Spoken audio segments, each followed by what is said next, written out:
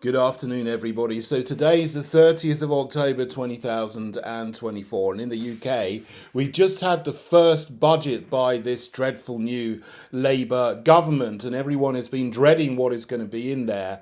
And they have been for the last 3 months because Labour is known for being grossly financially irresponsible. Not that the other lot, the fake Conservatives, were any better because they've been pretty grossly financially irresponsible for the last 13, 14 years as well. But I listened to the whole speech, and honestly, it was quite excruciating to listen to Rachel Reeves for an hour and a quarter. And for the first half hour, it was just a load of virtue signalling, shallow nonsense about her being the first female chancellor, like nobody cares, because we've already had three female prime ministers, and the last 200 years have had two very, very long reigning female monarchs, Queen Victoria and Queen Elizabeth II. So nobody cares really about Rachel Reeves. What people care about is that our economy is not going to be completely destroyed. And this is not a good budget, I must say. It is really a business bashing budget because the headline from this is that when she got down to the nitty gritty, she said she's going to raise taxes by £40 billion a year. And the one biggest tax grab from that is against businesses. She's raising employers' national insurance contributions by 1.2%. That doesn't sound a lot, but what is on top of that is the threshold for that is being reduced from 9,100 to £5,000 per person. So for every single employee, essentially, that is employed by a company or by a business, where someone earns over £9,100, that threshold's gone down. The employer will have to pay an extra £600 thereabouts of national insurance contributions, which is where you're going to get your £25 billion tax grab against businesses from. As well as that, businesses are also going to be hit by an increase in the minimum wage. At the moment, it's £11.44. I think it's going up to £12.21. So that's a 6.7% increase in the minimum wage, which sounds great for workers. It sounds nice. It sounds, oh, wow, the Labour government is looking after labouring people. They're going to get a pay rise. The thing is, the government isn't paying for that. It's businesses that are going to pay for that.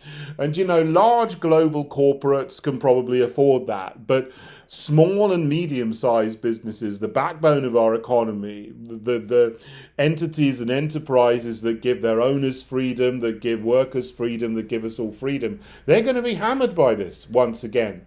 Because there's no extra money for businesses to help them pay this extra pay rise that they've got to give workers from April next year.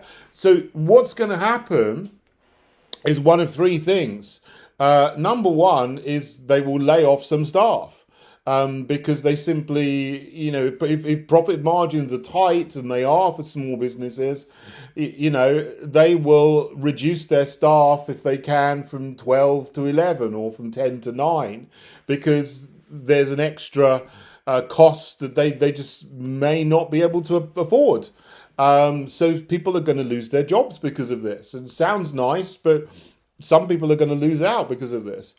Another thing that may happen is that they reduce hours for their staff. So they say, well, okay, I've got to pay you all this extra money, but I don't want to fire anybody, but I simply can't increase the total wage bill by this much. So you'll all have to have a cut in hours, say from 35 hours to 30 hours or something, and they'll have to work harder in the times where they're at work. So again, then that will mean that everybody shares the load, and everybody takes actually a pay cut and has to work harder. So it might have the opposite effect that's intended.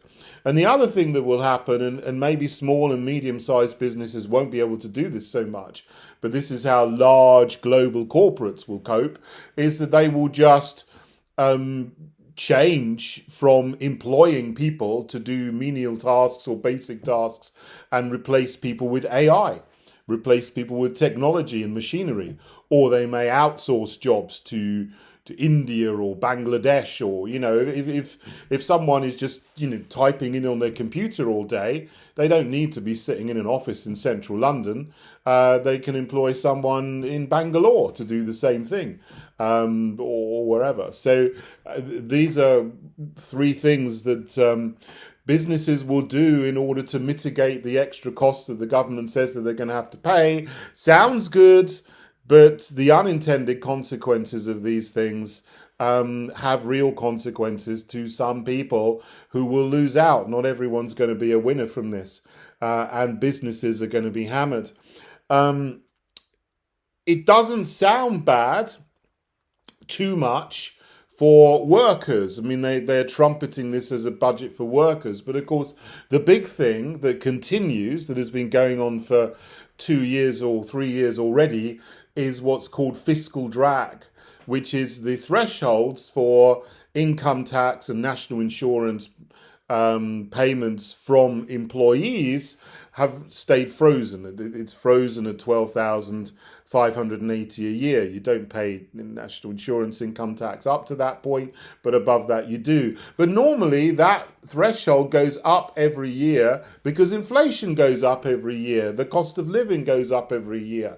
Your £12,580 that is tax-free has less purchasing power every year. You could buy more with it 3 years ago, before the fiscal drag and the freezing of the threshold began.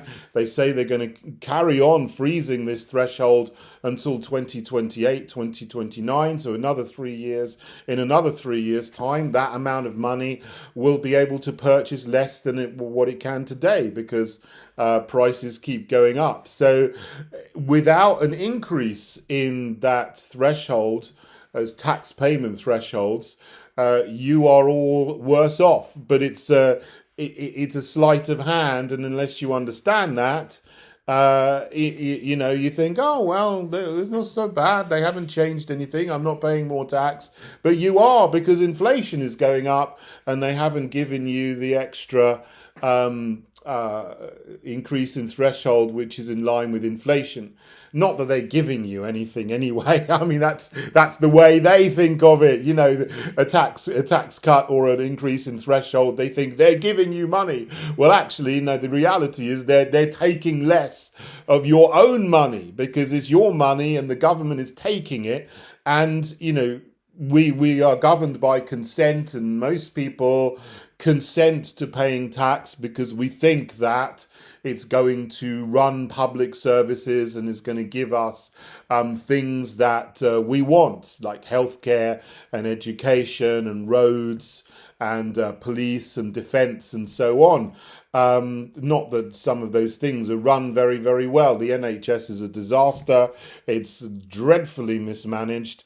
You can throw any amount of money at it you want. It's not going to change it unless it's structured properly, and it's focused on patients, and it's focused on wholesomeness, and it's focused on prevention of disease, rather than giving money to bureaucrats and paying money to big pharma for their latest cash cow medicine or vaccine, in inverted commas, which is what the NHS has become. And they've pledged another £22 billion a year for the NHS, which is extraordinary, because that money, without any structural change, is just going to go into the same black hole that it's been going into for the last several decades. The NHS doesn't work properly as it's supposed to do. I mean, it's a nice idea that the healthcare is free at the point of delivery. You pay for it through your tax and your national insurance, and then it's there for everybody when you need it. But it's so poorly managed that it doesn't do what it says on the tin.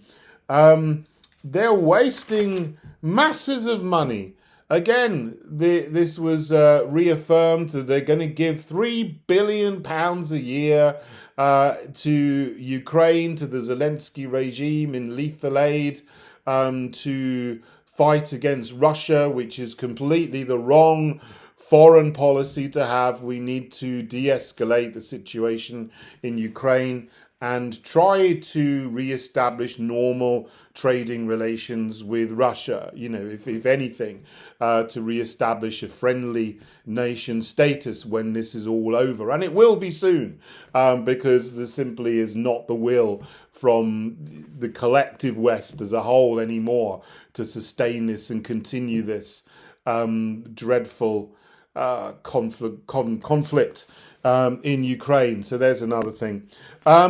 Capital gains tax is going up, for people who are selling shares and assets, and even cryptocurrencies are going to be hit by that. And they're raiding inheritance tax with all kinds of extra little things that they're trying to do there to squeeze a couple of £1 billion out of people who are grieving for their loved ones and relatives, which I think is absolutely despicable. I don't think there should be inheritance tax at all.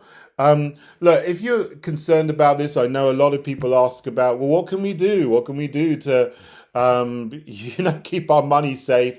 I mean, I'm now working in affiliation with Gold Bullion Partners, a gold company based in London. I'm going to put a link in the box here below on YouTube, because there's a guide to buying gold.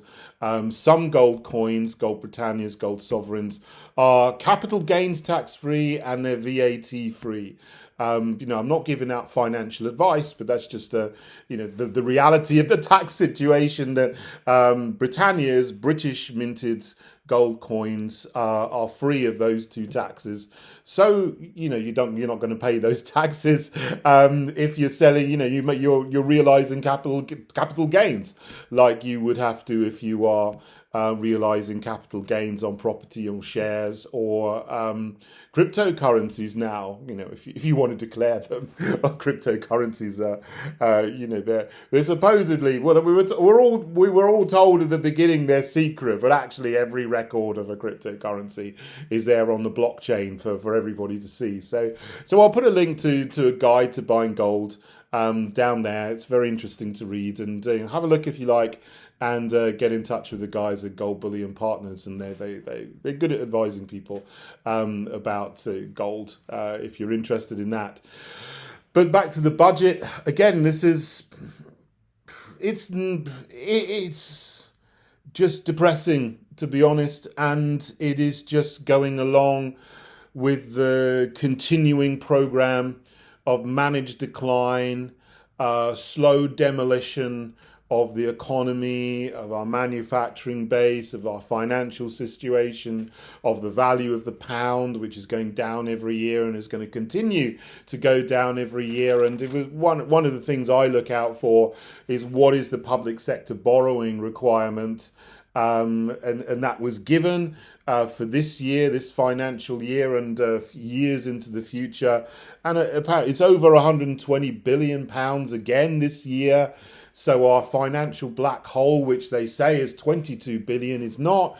It's growing at £120 billion a year, but the actual black hole we have in our finances as a nation, the United Kingdom, is £2.5 trillion, 2,500 billion pounds, which is more than you can really get your head round, as a normal person.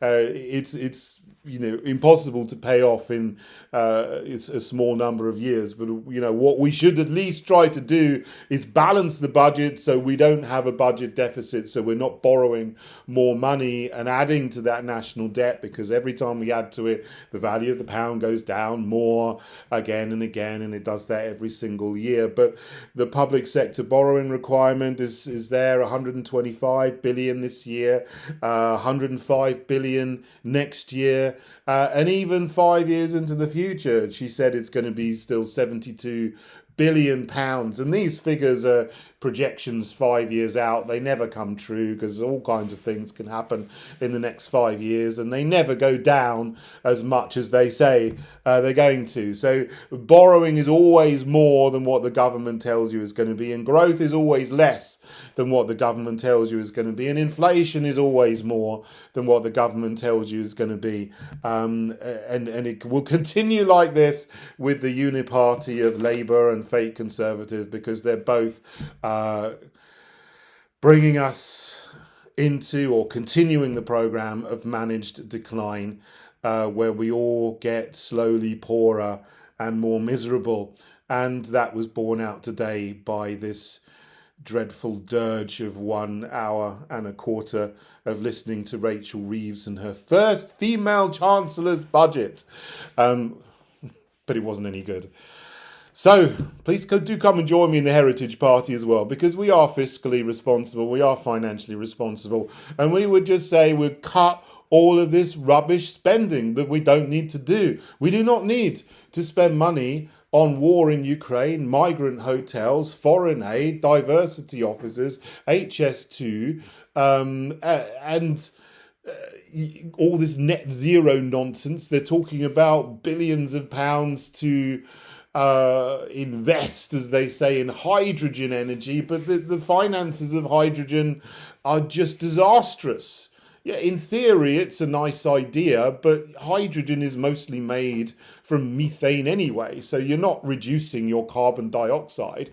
You're just doing it away from where you're burning the hydrogen, because you've got to create hydrogen from methane. But there you go. I'm getting a little bit chemical there because I have a degree in chemistry from a long time ago. Anyway, I hope you can survive the next year. I mean, this is more managed decline rather than a quick demolition. I thought it was going to be, a quick demolition of the economy, but it looks like it's just more gradual, depressing misery as we sink into the quagmire slowly. And that seems to be what this budget is setting the stage for. But then, who knows, there might be a quick financial crash with the banks. There's a lot of talk about Bank of America being in very big trouble at the moment over in the United States. And of course, if that goes down, there will be contagion around the world in the banking sector. So you've got to think about whether to keep your money in the banks, how much money to keep in the banks. Again, I'm not giving financial advice, but bail-in legislation has been implemented everywhere. So if there's another financial crash or crisis or liquidity crisis like there was in 2008, there won't be bailouts this time. There will be bail-ins. Depositors' money will be taken in order to shore up the banks or pay off the creditors and shareholders and this and that. So think about what you're going to do with your money. It's a good time to think about it, given that today is the UK budget. Anyway, enough said. I'm sure you'll go and read about it in the papers, and there's going to be what people are talking about for the next couple of days. But I hope if you're watching, things aren't going to be too bad for you, and you can find a way through these things until we get rid of this dreadful, depressing Starmer regime and we can restore our nation, which I would like to do with you. Thanks for listening, everyone. God bless you all.